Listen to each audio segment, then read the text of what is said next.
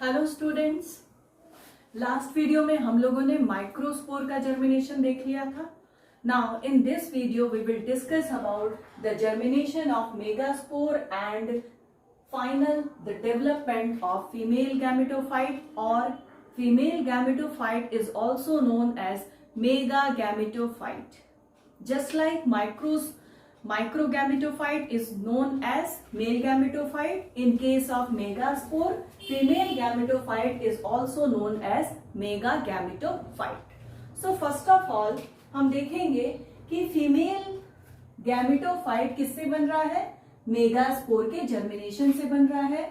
तो ये जो मेगास्पोर है इसका अगर स्ट्रक्चर देखें तो देखिए कुछ इस तरह का स्ट्रक्चर होता है।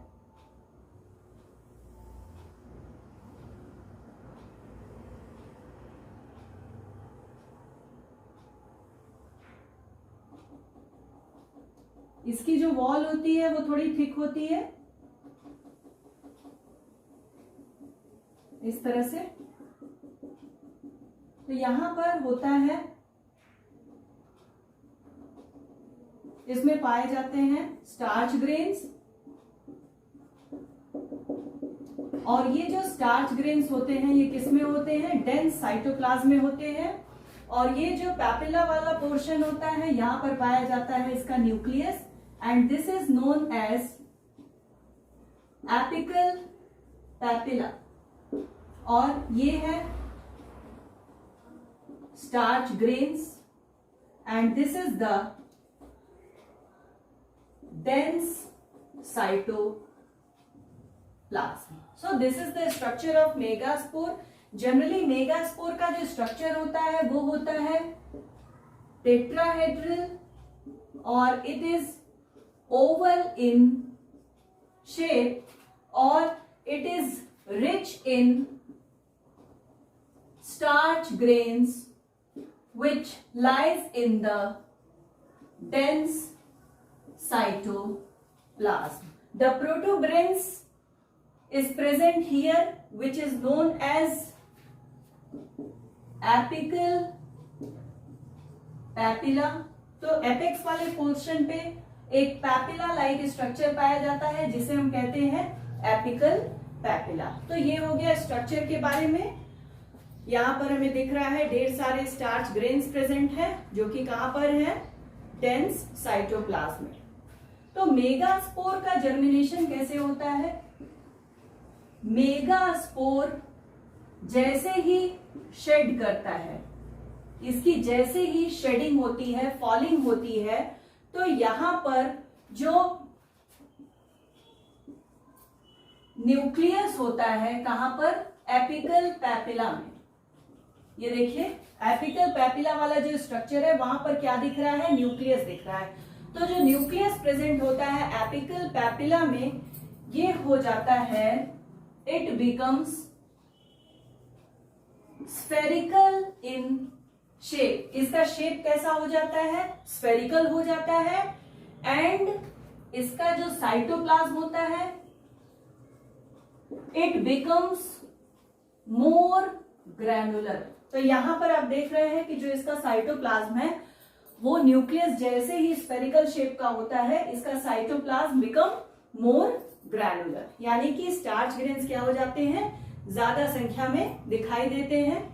अब ये जो एपिकल पैपिला है इसमें होता है डिवीजन, इसमें होता है transverse division and there is a formation of two types of cell. पहली जो सेल बनती है उसे हम कहते हैं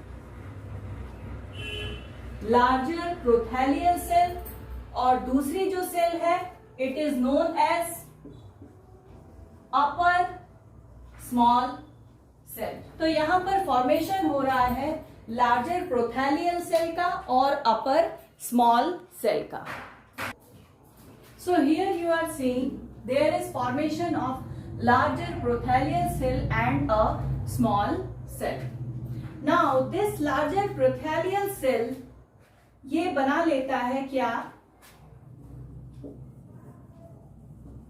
एपिकल सेल का फॉर्मेशन करता है and this apical cell has abundant food, इसके पास रिजर्व फूड मटेरियल प्रेजेंट होता है. Now this larger prothallial cell does not divide further. It doesn't divide further and play nutritive role. ये क्या करता है? न्यूट्रिशन प्रोवाइड करने का काम करता है मेगास्पोर को. और ये जो एपिकल सेल होती हैं जिसमें कि अबंडेंट फूड होता है, ये बेसल मेजर पोर्शन को क्या कर लेती हैं? ऑक्युपाई कर लेती हैं. Apical cell occupies the basal major portion of the megaspore. Megaspore में बेस वाला जो पोर्शन होता है वहां पर पाया जाता है क्या? Apical cell. और ये कैसी होती है? बेसल होती है. और major portion of megaspore is occupied by the apical cell. छोटा सा स्ट्रक्चर बना रहे हैं, देखिए आप लोग. ये क्या है? ये बेसल सेल हो गया और ये क्या हो गया? स्मॉल सेल हो गया. दिस इज स्मॉल सेल और ये क्या है? Basal cell. Now this small cell remains within apical papilla. ये जो स्मॉल सेल होती है ये एपिकल पेपिला के अंदर ही रहती है. Small cell remains within the apical papilla और इसमें होता है ट्रांसवर्स डिवीजन. क्या होता है? Transverse division.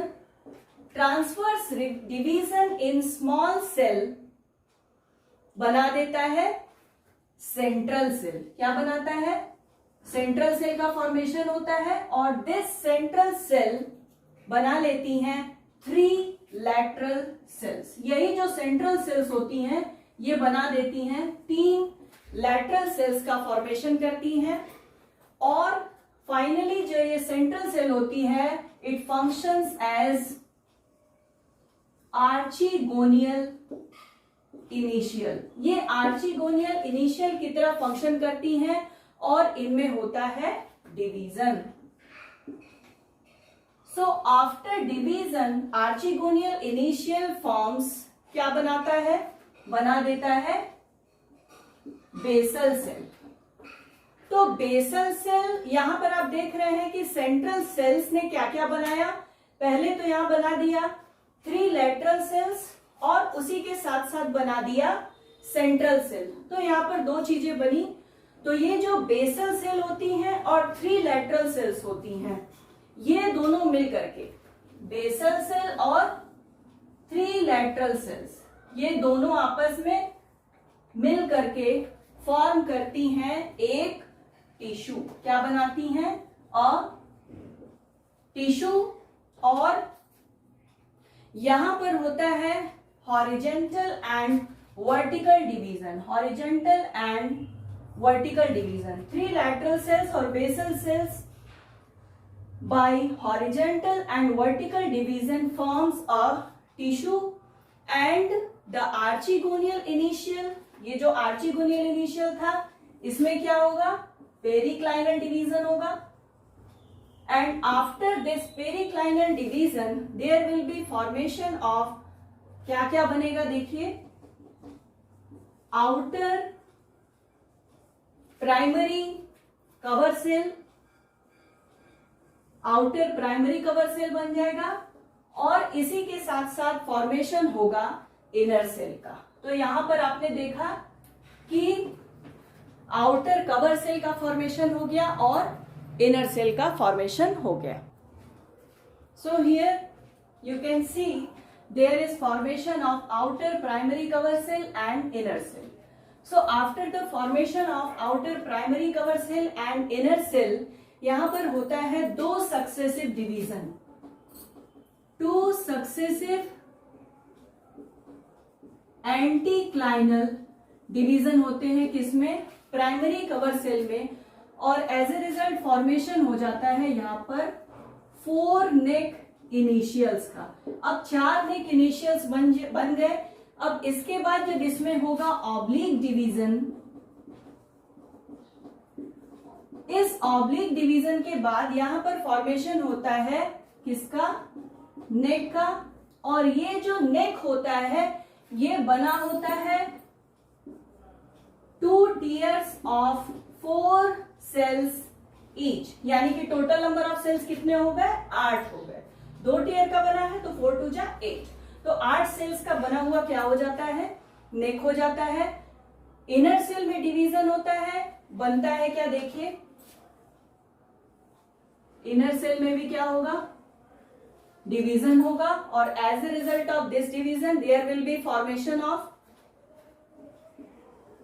Small primary canal cell, and along with this canal cell यहां पर बनेगा लार्ज प्राइमरी वेंट्रल सेल। तो यहां पर नेक का फॉर्मेशन हो गया, प्राइमरी कैनाल सेल बन गई, और क्या बन गया? प्राइमरी वेंट्रल सेल का फॉर्मेशन हो गया। अब ये जो स्मॉल प्राइमरी कैनाल सेल है, इट डायरेक्टली बिहेव्स